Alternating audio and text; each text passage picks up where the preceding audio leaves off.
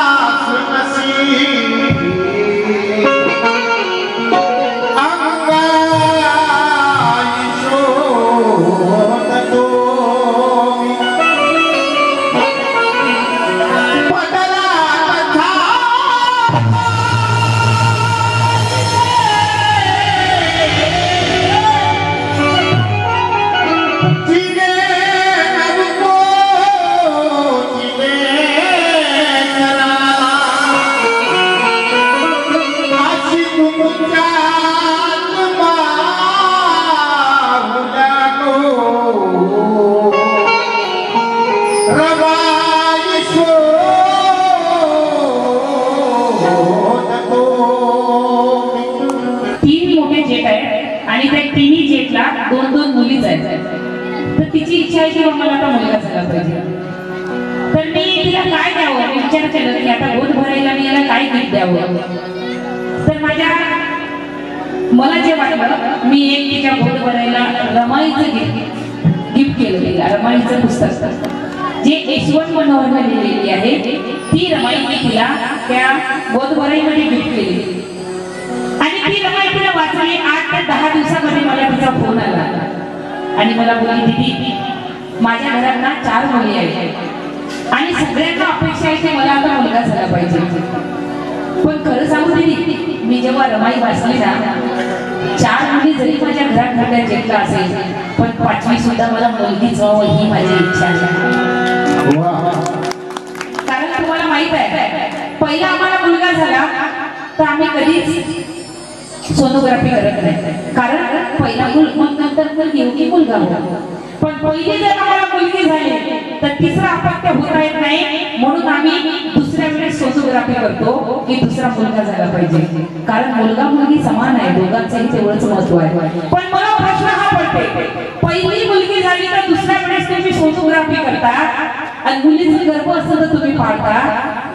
कारण तुम्हाला पहिली मुलगी तर दुसरा मुलगा पाहिजे. मग असं का होत नाही की पहिला मुलगा असताना दुसरा जर मुलगा असेल तर त्याचा गर्भ का पाळत नाही तुम्ही. हा मला प्रश्न पडतो. बरोबर की नाही. जर समान असेल तर पहिला मुलगा झाला ना मग सेकंड टाइम सोनोग्राफी करा आणि मुलगा असेल तर पाळा त्याला मुलीला उद्या असं मी कुठं चित्र बघत नाही. पण पहिली मुलगी असेल तर मात्र सेकंड टाइम मध्ये सोनोग्राफी करतात की दुसरा मला मुलगा झाला पाहिजे. आणि पोटातच आम्ही त्याला पाहतो म्हणून तो गर्भ एक आईला म्हणते कि कितना आसान है मां पेट के अंदर करना बात. कितना आसान है मां पेट के अंदर करना बात.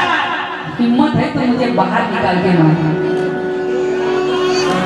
कितना आसान है मां पेट के अंदर करना बात. हिम्मत है तो मुझे बाहर निकाल के मार.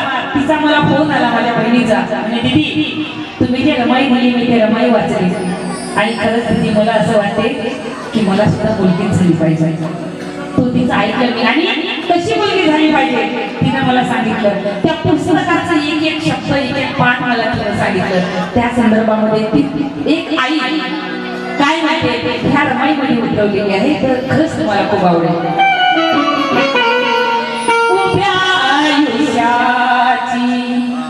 उभ्या आयुष्याची असेल कमाई.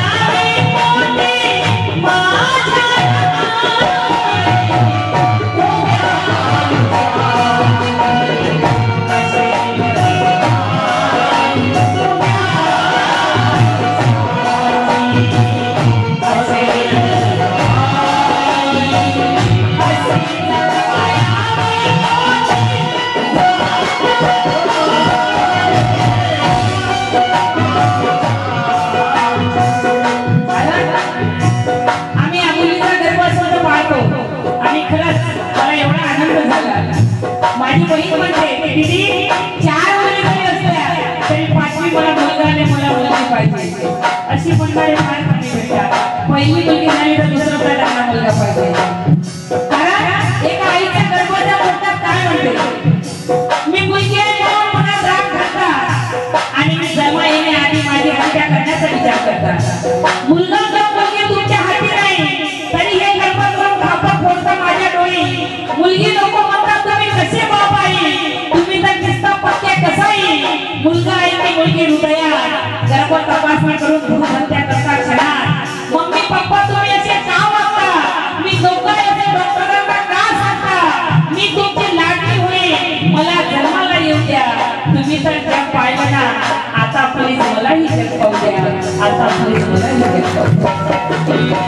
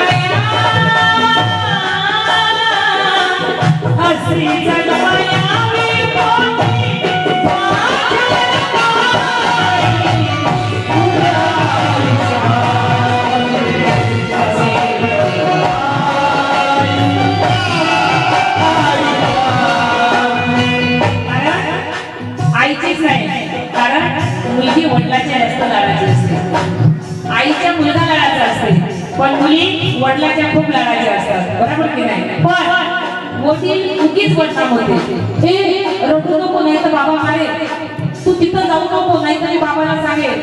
बापासारखा देव माणूस नाही रे खरं इमानदारीचं सांगतो तुम्हाला. कारण आईला आपलं मन आपलं दुःख रडून व्यक्त करता येते. बापाला बिचाराला रडता येत नाही तो बाप असते. कारण जो बिना आंसू बिना आवाज का रोता है वो बाप होता है. जो बिना आवाज बिना आंसू का रोता है वो बाप होता है. जो बच्चों के किस्मत के छेद अपने बने में पहनता है वो बाप होता है. माँ रखती है 9 महीने कोख में पर जो 9 महीने अपने दिमाग में ढोलता है वो बाप होता है. जो 9 महीने अपने दिमाग में ढोलता है वो बाप होता है. घर में जब सपने छूटे आते हैं बाप के तलवे गिर जाते हैं. अपनी आंखों में जो सपने सजाता है वो बाप होता है. बाप रखवाला होता है बाप निवाला होता है. बाप रखवाला होता है बाप निवाला होता है. अपने औलाद से हार कर मुस्कुराने वाला होता है. बाप करता है कहता नहीं. बाप करता है कहता नहीं. और जब बाप समझ में आए तो बाप इस दुनिया में रहता नहीं. बाप इस दुनिया में रहता नहीं. बाप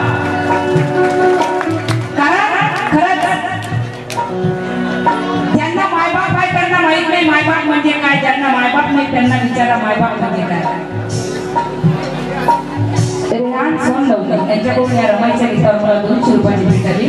मिशन इंडिया टीव्हीचे संपादक मिलिंद भाऊ नरंगे यांच्याकडून पुन्हा 500 रुपयाची भेट आली. आमच्या दादाकडून सुद्धा या रमाईच्या गीतावर 100 रुपयाची भेट आली. खूप खूप धन्यवाद. माँ रमा तेरा दर्जा आसमान से ऊंचा है ममता का हिमालय तेरे कद से नीचा है. माँ रमा तेरा दर्जा आसमान से ऊंचा है ममता का हिमालय तेरे कद से नीचा है. 9 करोड़ बच्चे कैसे संभाले माँ रमाई ने अपने आंचल में. ये सवाल आज मैंने मेरी माँ से पूछा है. आज मैंने मेरी माँ से पूछा है. विलास तुलसीराम मेंढे आदर्श वीर भंडार मुक्काम केली यांच्याकडून पुन्हा मला 500 रुपयाची भेट आली. खूप खूप धन्यवाद. उभ्या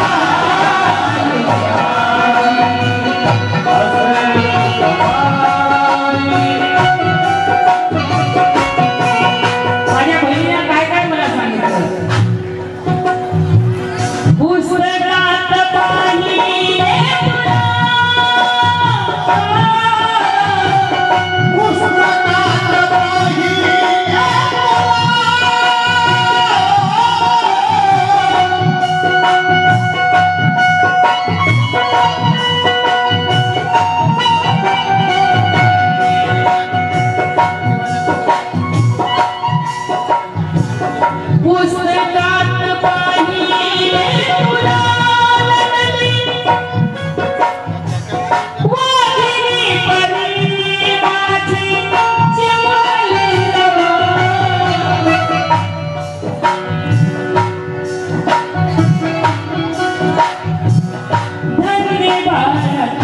तुझी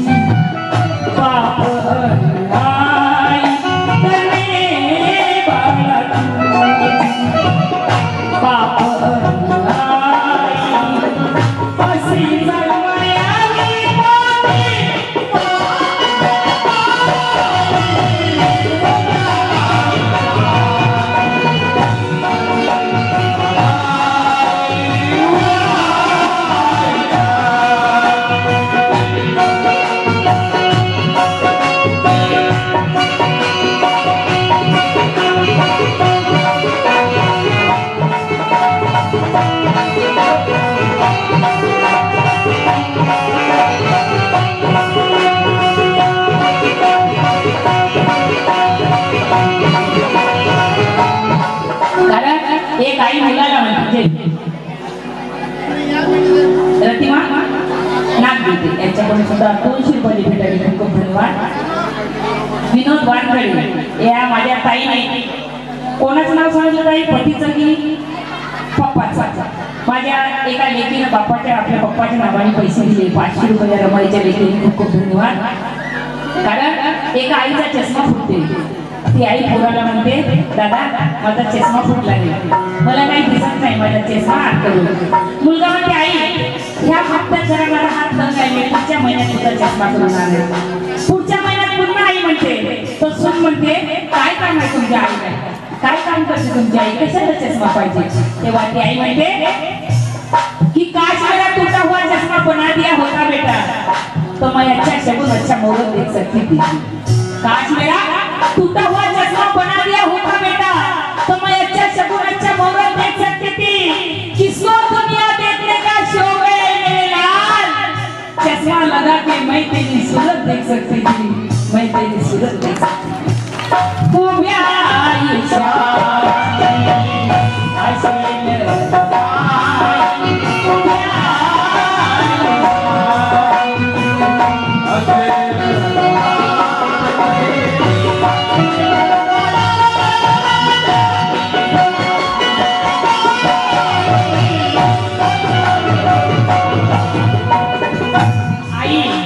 आई कशी असते ज्यांना आई वडील आहे ते वृद्धाश्रममध्ये नेऊन टाकतात पण ज्यांना आई वडील नाही त्यांना विचारा मायबाप म्हणजे काय त्यांना खरा अर्थ मायबापाचा सांगता येते. एक मुलगा आणि एक आई असते तिचा लहान मुलगा असताना नवरा मरण पावते आणि त्या आईचा डोळा बेरूक असते एकदम फुका झालेला असते. मुलगा आईला हमेशा म्हणते आई तू ना माझ्या मित्रासमोर येत नको जाऊ. बरं बाबू. एक दिवस मुलगा शाळेत जाते जेवण करून जात नाही म्हणून आई मागून टिफिन घेऊन जाते. जसा मुलगा तिला बघते आई तू का आली सर्व माझे मित्र मला चिडवून लागतात तर आई म्हणजे बाळ तू जेवण करून नाही आला होता म्हणून टिफिन घेऊन आली होती मामा. याच्यानंतर येऊ नको माझ्या दोस्तासमोर. आई म्हणजे बाळ मरेपर्यंत तुझ्या शाळेत मुलगा कधी येणार नाही. आई घरी जाते दिवसभर मुलगा घरी जात नाही संध्याकाळी घरी जाते आणि आईपाशी जाऊन म्हणते आई मला ना या गावात राहूशी वाटत नाही. आई मला शहरात टाक ना शिकायला. आई विचार करते शहरातला एवढा खर्च कसा करू म्हणून गावच्या सरपंचाकडे जाते. दादा माझं घर तुमच्याकडे गहाण ठेवा मी मरेपर्यंत तुमचे महिने भोगेल पण माझ्या कोणाला शहरामध्ये मला शिकायला टाकायचं आहे. दादा मला पैसे द्या. गावचा सरपंच पैसे देते. पोराला शाळेत टाकतात शहरामध्ये मुलगा हॉस्टेलमध्ये शिकते महिन्याच्या महिने आई पैसे पाठवते तेपर्यंत आईला पत्र येते आणि जसा मुलगा शिकून नोकरीवर लागते आईला पत्र येत नाही आईला फोन येत नाही. तिकडेच मुलगा नोकरीवर लागते तिकडेच लग्न करते आणि त्याला सुंदर एक मुलगा होते. शेजारचा एक मुलगा येते काकू तुमच्या मुलाला ना मुलगा झाला हे बघा फेसबुकवर फोटो टाकले त्याने. फोटो पाहते काही जरी झालं तरी चालेल पण नाकाचं तोंड पाहिल्याशिवाय करायचं नाही म्हणून काही गठोड बांधते त्या पोरापासून पत्ता घेते आणि शहरात जाते. जशी जाते बेल वाजवते मुलगा दरवाजा उघडते. तिला वाटते इतक्या वर्षानं माझ्या मुलानं मला बघितलं खुश होईल पण जसा दरवाजा उघडते मुलगा पाहते तर आई समोर. आई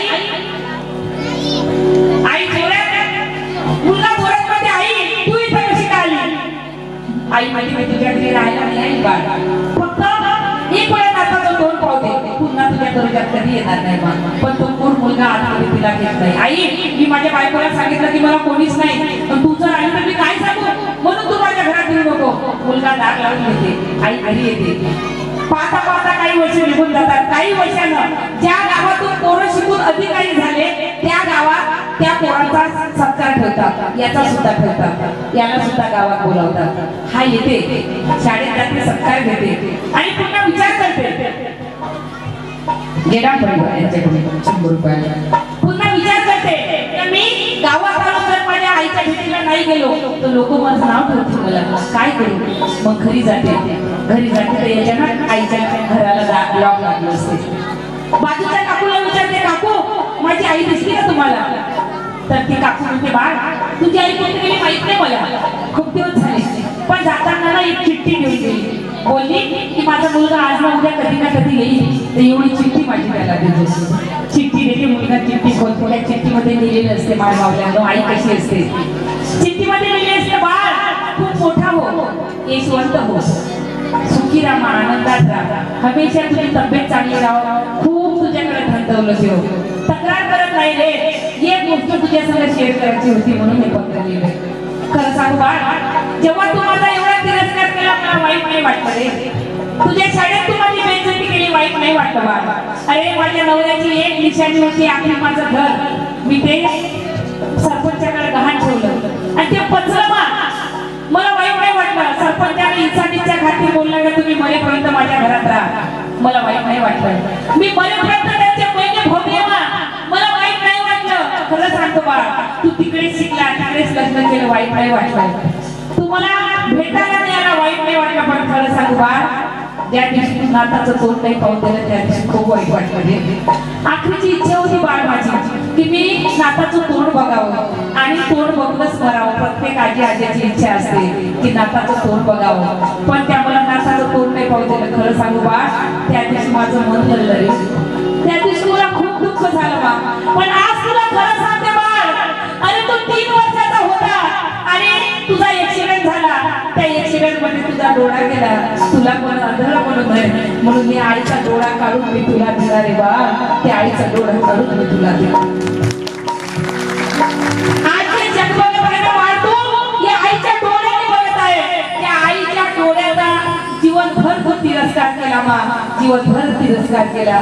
माझ्या माय मावल्यांनो, आज्या आजीचं नातवंड हे फार मोठं काय म्हणते ना, मुंदरापेक्षा व्याज गोड असते. कोणीही सुनीचं सासूचं पटत नसेल, तुमचं पटत नसेल तरी काही हरकत नाही, पण नातापासून कोणीही आजी आज्याला वंचित करू नका. माय मावल्यांनो, कोणीही आजी आज्याला वंचित करू नका.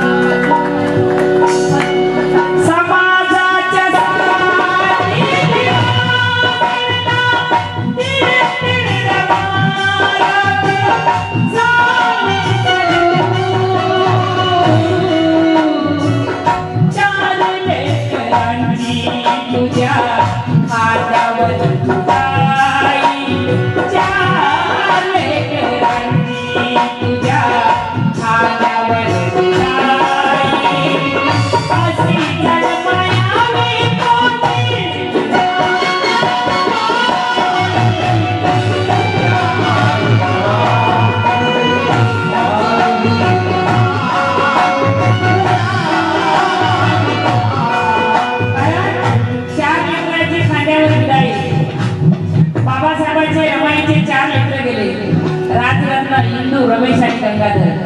तरी गंगाधर मेला बाबासाहेब विदेशात असताना रमाई पत्र लिहिते, साहेब आम्ही फार आनंदात आहोत, तुम्ही तुमच्या तब्येतीची काळजी घ्या आणि अभ्यास करा. विचार करा तुम्ही त्या माय माऊलीचं मन कुठं असेल. जेव्हा सगळ्यात लाडका मुलगा बाबासाहेबाचा राजरत्न मरून पडला, त्याच्या कपनाला पैसे नाही, बाबासाहेब विचार करत होते, कारण बाबासाहेबांना एका सभेला जायचं होतं. राजरत्न मरून पडला, कपनाला पैसा नाही, बाबासाहेब सभेला निघाले. बाबासाहेबांचा मोठा भाऊ बलिराम म्हणतो, अरे भिवा तुझा मुलगा मेला, तू कुठे चालला. बाबासाहेब म्हणतात, दादा एका लेकरासाठी मी माझ्या 9 कोटी लेकराचं नुकसान करू शकत नाही. दादा 9 कोटी लेकराचं नुकसान करू शकत नाही. मला एका सभेला जायचं आहे दादा. बाबासाहेब निघून गेले. माता रमाईने आपल्या शेवाचा पदर फाडला आणि त्याच्यात राजरत्नाला गुंडलं, घराच्या मागे नेला आणि राजरत्नाला माती दिली. विचार करा त्या माऊलीचं मत होत असेल. माँ की दुआ खाली नहीं जाती, भगवान से भी माँ खाली नहीं जाती. एक माँ 4 बच्चों को पाल सकती, पर 4 बच्चों से मिलकर एक माँ पाली नहीं जाती. एक माँ पाल सकती. उभ्या आयुष्याची असे उभ्या आयुष्याची असे अशी जगमाया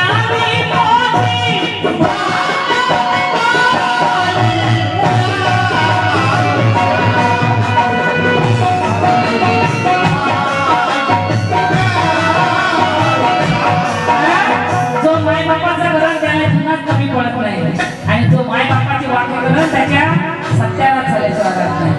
खरं सांगतो तुम्हाला, माझी आई 20 वर्ष माझ्याजवळ होती आणि आता एप्रिल मध्ये भावाकडे गेली अमरावतीला. तिथंच गेली, तिथंच पडली. पाय लागला झाला, एक तर वजन जास्त आहे आणि आजारी पडली, जागेवर उठा येत नाही.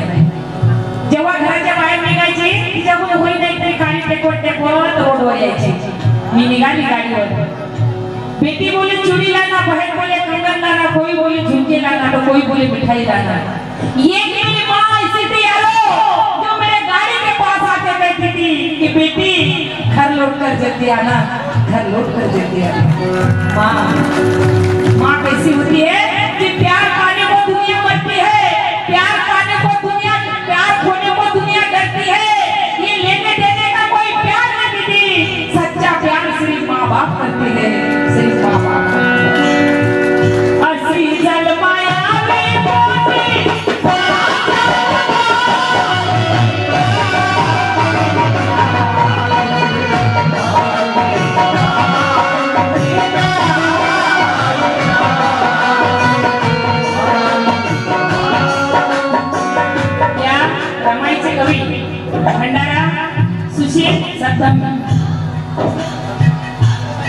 सतधर्मी सुशील सतधर्मी त्यांनी ही माझ्या लहान भावाला रमाई दिली आणि खरंच मला ऐकायला खूप आवडली. त्याला मी विषय सांगितला आणि कारण आतापर्यंत आम्ही हेच गातो की रमाई आमची कशी होती, पण आम्ही रमाई बनवू शकत नाही, पण आम्ही रमाईच्या लेखी बनवू शकतो, प्रयत्न करू शकतो. प्रत्येक वेळा विचारतात काही किती रमाई गायच्या वेळेस तुम्ही एवढा सूटफूट काढून ठेवता, अंगावर शॉल का घेता. माता रमाईच्या डोक्यावरचा कधी पदर पडला नाही. मी पदर डोक्यात घेऊ शकत नाही, पण एक रमाई गाताना एक रिस्पेक्ट म्हणून खाद्यावर कधी माझ्या पदर असला पाहिजे, त्या हिशोबाने मी रमाई गाते. माय भावला खरंच 3 महिन्याचा जीवन घेतला, जीवनाचा सार समजला. जीवन कशाला म्हणते, जीवन कसं असलं पाहिजे आणि आम्ही कसं जगतो, त्या खरंच जीवाचा अर्थ कळला मला. म्हणून मला जन्म दे तुझा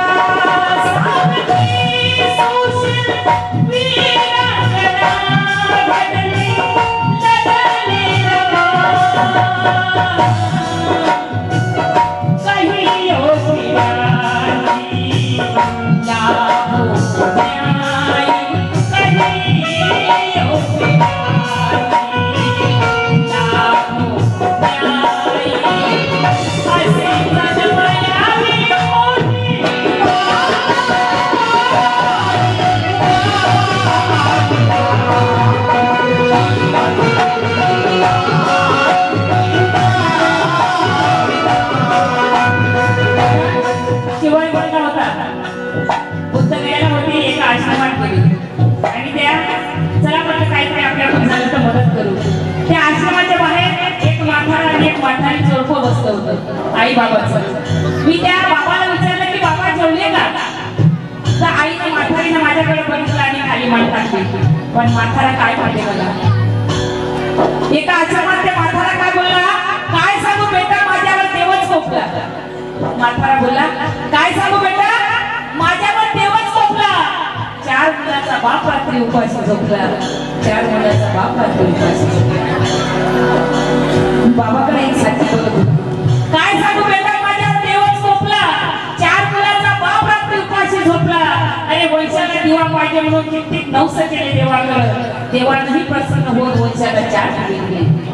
वंशाचा दिवा जरा जास्तच तापला. 4 मुलाचा बाप रात्री उपाशी झोपला. 4 मुलाचा बाप रात्री उपाशी झोपला. शाळा शिकून पोरांना खूप मोठं केलं. नोकरीसाठी त्यांच्या शेत सावकाराकडे गहाण ठेवलं. वंशाचा दिवा जरा जास्तच तापला. 4 मुलाचा बाप रात्री उपाशी झोपला. 4 मुलाचा बाप रात्री उपाशी झोपला. अशी जन्माया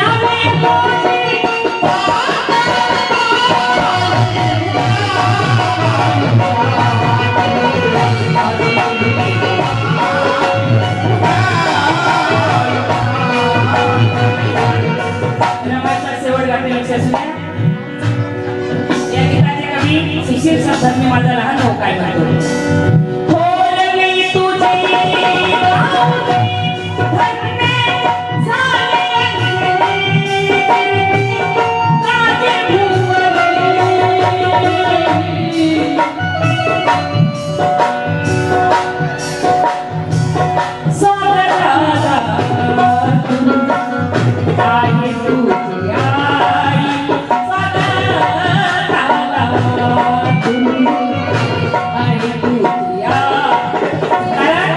त्यांना आखरीचं जे आणलं त्या बहिणीचं आणलं माझी बहीण शेवटी काय म्हणते त्या पोटात त्या बाळाला. कारण तिने ती इच्छा जाहीर केली की मला मुलगी झाली पाहिजे. नवरा म्हणजे मुलगा पाहिजे. सासू सासरे म्हणजे मुलगा पाहिजे.